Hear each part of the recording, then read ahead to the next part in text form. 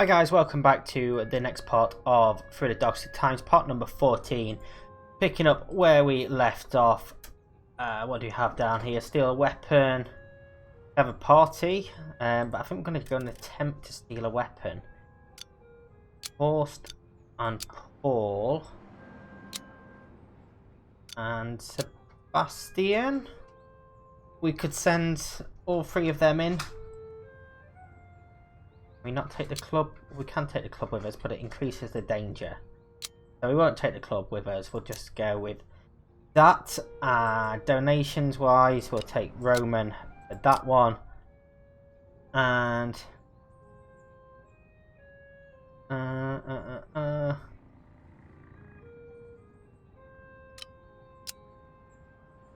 we could risk the red herring. I think we'll try that. We lost 3 supporters this week, 63 supporters still, 19 marks donated, with a additional 20 this time from that one. Successful stealing a weapon. Horst Wall and Paul Weinrab hold up weapons delivery on its way to Lichtenberg. Horst Wall distracted driver. Gestapo show up, we're going to hide. Paul got injured, Gestapo leaving. I think they've been seen, but we do manage to steal a rifle, and we're going to enforce the witness. Gustav has been seen, but we do have a little bit more breathing space there, so no morale overall. -3 supporters. Bombing of Hamburg from the RAF, 85 tons of bombs. Mass murder of Jewish population in Kiev. Almost 34,000 Jewish civilians shot, and the Battle of Moscow begins. 2,400 tanks and assault guns there. Those cam rattlers won't give me any peace, says Gustav Eulenberg during our meeting. What are you on about? Asked Paul Weinrab. The Windholzwerk. I can't get through 1 week without one of them poking me for donations, sometimes with threats. What do you mean threats? One of the Hitler youths, they told me they put my name in the papers to be negligent if I didn't give them something. Look. Let's say all of it does go to help the poor. Great. But remember, we're told this will be quick and easy victory. Just another lie. You're right, it's a sham. The regime got us into this mess and then begs us to help them take care of the poor, I say. We need to give Paul some medicine. Century medicine straight down there. Make an essay or Gestapo officer go away by accusing him of something. In Lichtenberg, which is down here. Now we can't collect donations because we're missing paint.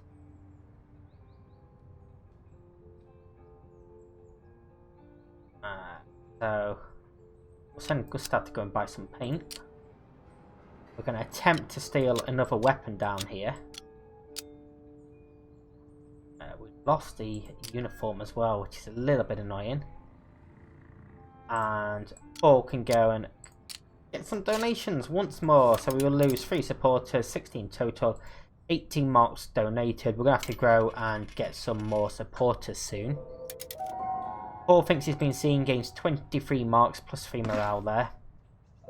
Gustav goes and gets the paint, 2 paint buckets worth and plus 2 morale.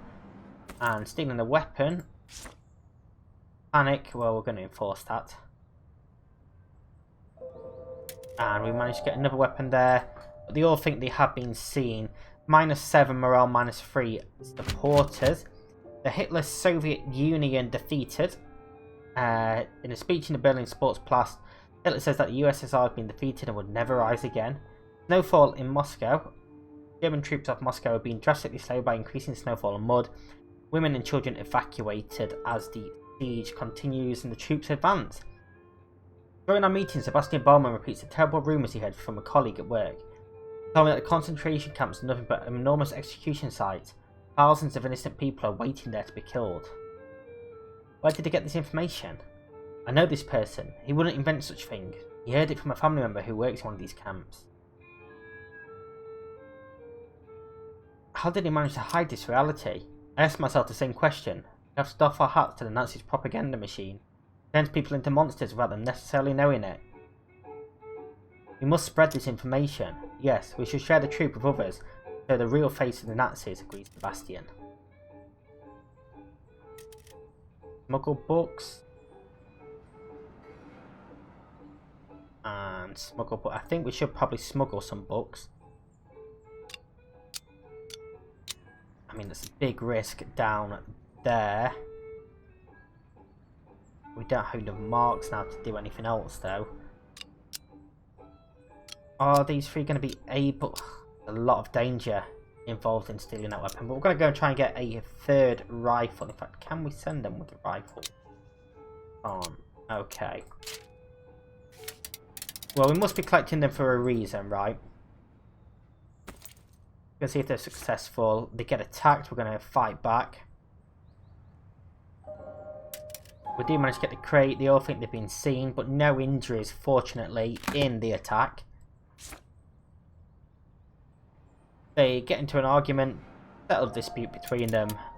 Nice to see. They have been seen, but gain 3 books there. -3 supporters, -5 morale. Command to deport. They deport the German duty-occupied Eastern European territories.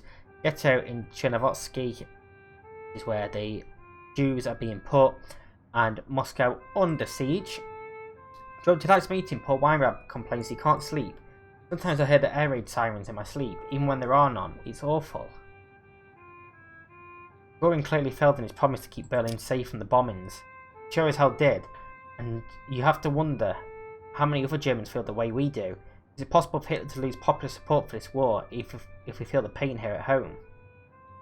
That may indeed be true. But just imagine, what if the RAF and the Allies decided it's worth it to firebomb civilians? What would that mean to us?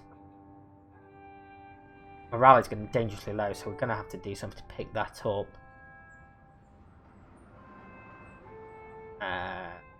We're going to go dance him. Gustav has a level up, let's increase his accuracy.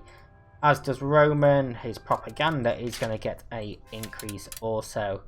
16 marks donated this week. We're heading dancing to boost that morale. Playing what the Nazis call Negro music despite the ban on all un-German music. And again, I purely use that word as it's in the game. We dance all night like there is no tomorrow. We have a wonderful time. The day is already dawning. That's going to give us a nice morale boost heading into the next week. When it has been dropping, so plus 35 there. Now we need to do something to gain some supporters again. Wehrmacht conquers Vyazma and Bryansk. Almost 750,000 Soviet soldiers taken prisoner. German police shoots thousands of hostages in revenge for partisan activities. And bombers on Bremen. Gustav Eulenberg can't contain himself during a meeting tonight. I'm so angry. I'm so sick of these Berliners who were all too happy to seek Heil, the Führer, a few years ago and now upset about the war. What do you expect would happen when they voted for the National Socialists? I know, they voted for a murderous tyrant. And now they're surprised we live in a police state in the middle of a colossal war. He pounds his fist on the table. I warned them all this would happen. From the very beginning, we told them. I share your frustrations. They should have known better. Right, going to spread some books. Paul can also have a level up. Let's increase his strength. These are risky. We really need to get some people into hiding at some point. Do we want to risk these two going for weapons? I don't know if we do, but we're going to anyway. We don't have the people needed. Well, the options to go and get some supporters. That's the word I was looking for. We've given away the book. We do get 14 supporters. Paul gets injured. They think they have been seen as well. So we're going to have to go get some medication at some point. Roman gets 25 marks in donations. That is a pretty big one. And they get into a dispute. But they will sort that out. And get the crate and think they've been seen. And we're getting an arrest here as well, which isn't great. Probably pushed our luck a little bit too much. Gustav gets arrested. Jews must stay in the Reich. they're no longer allowed to emigrate from Germany. Mass deportations of Jews begin, and bad weather in Moscow. Paul Arab enters the room and looks very excited about something. He smiles at us and says, "Do you remember how this British Secret Service contacted us?" "Yes, I do. Is anything new?" "Yes, they have a task for us if we're interested." "What task do you mean?" "They wanted to deliver correspondence to a few places in Berlin."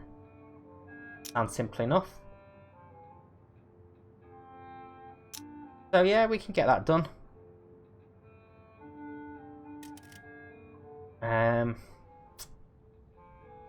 Observe activity there. We could buy intel. We do need to try and free Gustav at some point. In fact, it's the very last turn, I believe, before we move on. So let's just try. This should be the end of the chapter. Sent Sebastian to go and buy some medication, which we get. He has been seen as well. He may end up getting arrested himself. Please show up. Let's hide. Actually bought the mission, so we unfortunately don't get him. I'm about to leave the house when I run into Hildegard. "Have you heard?" she asked. "Heard what?"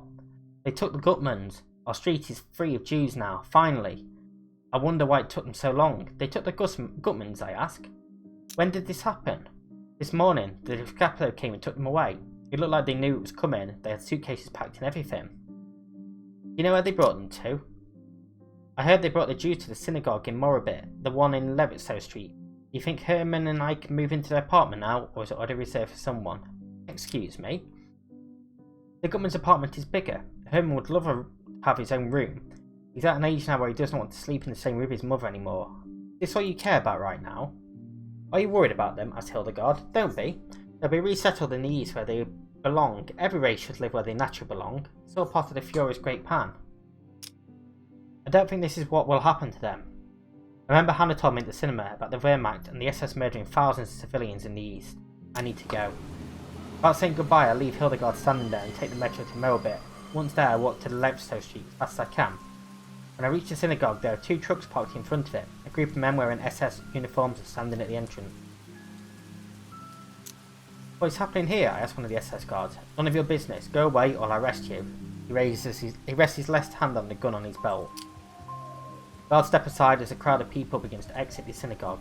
One SS officer is shouting at them to get into the back of the trucks. It seems to only be elderly and children, each of them carrying a suitcase or a bag. Trucks are crammed with people already, but the soldiers are still forcing more to get in. Once no one is exiting the building anymore, the trucks leave. The truck's gone, I can look through the open door of the synagogue. Crammed with people, there must be hundreds of people. Many didn't look like they spent the night in there. "Looks like it's finally happening," says a man in a blue coat standing next to me. "What's happening?" I ask. "The big resettlement, the exodus, the great cleansing.